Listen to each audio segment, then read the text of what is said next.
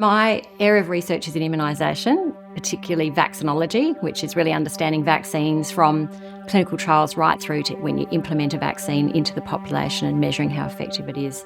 Meningococcal disease is a killer and it kills young people, babies and adolescents, but its consequences are devastating. So about 1 in 10 children will die if they get the infection, and about 4 out of 10 will end up with disability.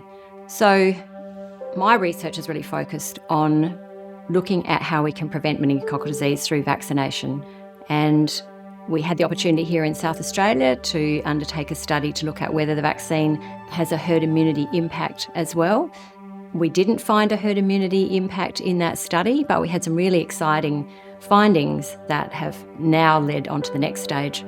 Although it didn't reduce carrying that bug in the throat in young people, it did have an impact reducing the strains that don't cause disease but are very closely related to the gonococcus. Our new project in the Northern Territory is looking at whether the MenB vaccine actually provides cross protection against gonorrhea as well as meningococcal disease.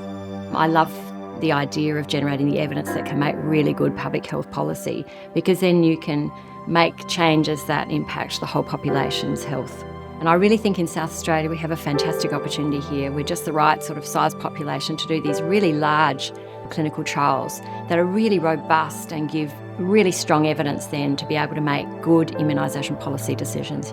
I'm absolutely passionate about improving immunisation.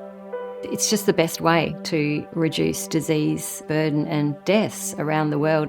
But it's also really important that we measure how effective vaccines are once you introduce them into a population program.